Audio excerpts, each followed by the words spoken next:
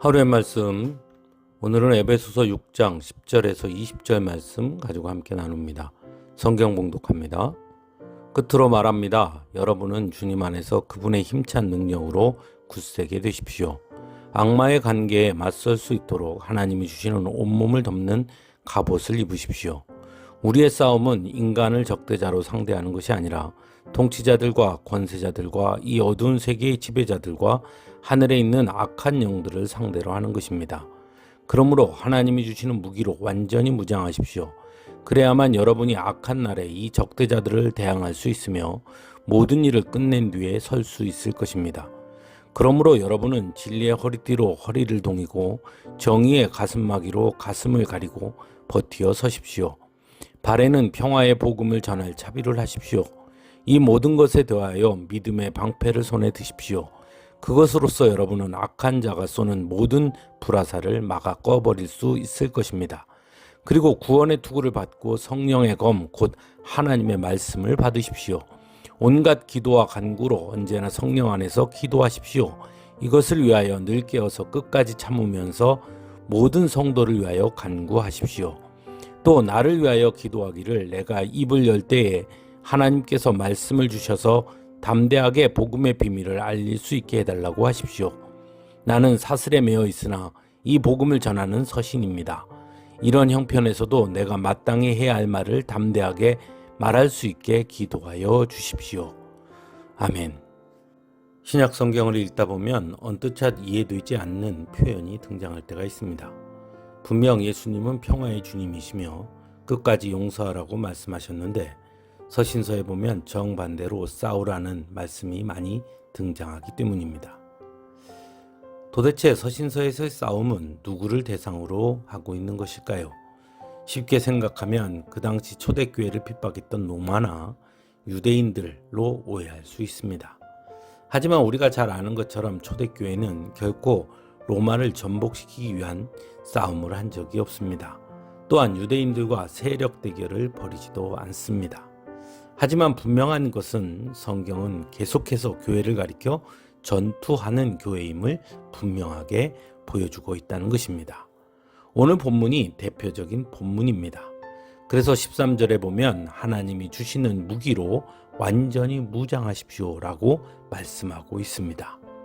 그렇다면 교회가 싸워야 할 대상은 누구일까요? 오늘 본문 11절에서는 악마의 관계에 맞서라고 전합니다.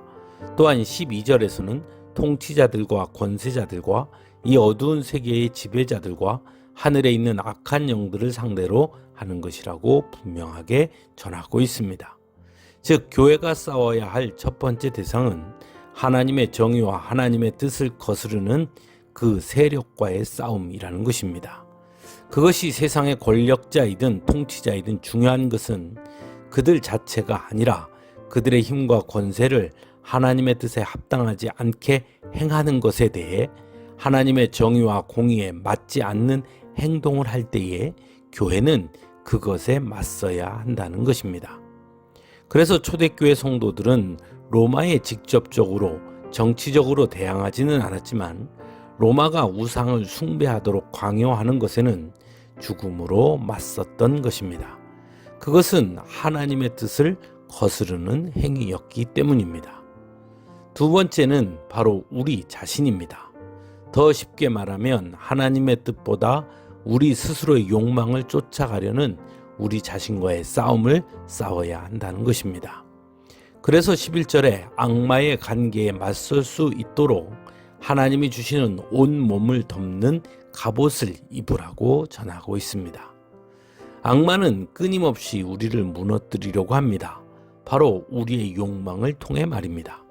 그래서 우리로 하여금 타협하게 하고 때로는 두려움을 주기도 합니다.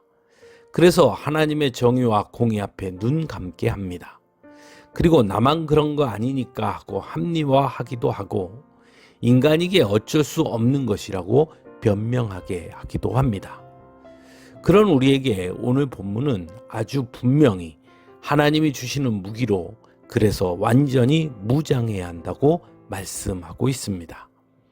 진리와 정의, 그리고 평화의 복음, 믿음과 구원의 확신, 성령과 하나님의 말씀, 기도와 간구로 스스로를 무장해야 한다는 것입니다.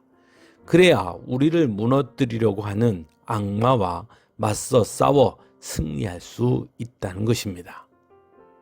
그러므로 교회는 끊임없이 하나님의 정의와 하나님의 공의를 위해 하나님의 뜻을 따르는 것을 방해하는 것들과 전투하는 교회라는 것을 기억할 수 있어야 합니다.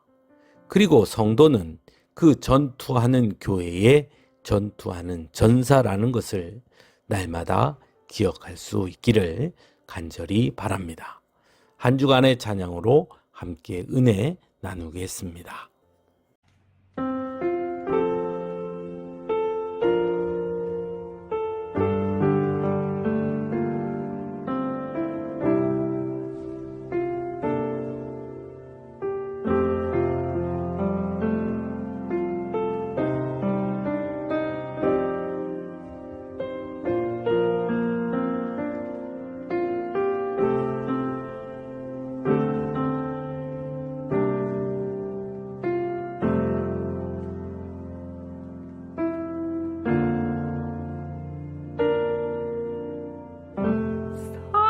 작은 일에도 그 맘을 알기 원하네.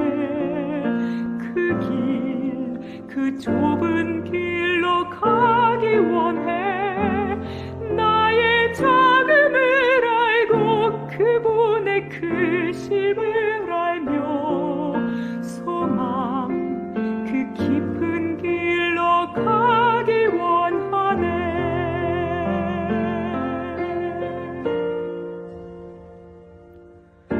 저 높이 솟은 산이 되기보다 여기 오름직한 동산이 되길. 내 가는 길만 비추기보다는 누군가의 길을 비춰준다면 내가 노래하듯이 또 내가 얘기하듯이 살길 난 그렇게 죽기 원하네. 삶의 한 절이라도 그분을 담기 원하네. 사랑 그 높은 길로 가기 원하네.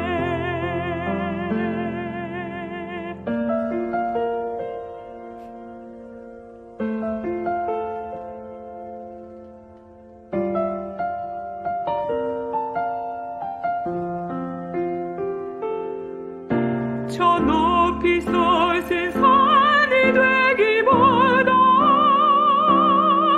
여기 오름직한 동산이 되길.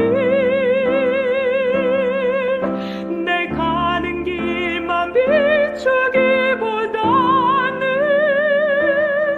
누군가의 길을 비춰준다면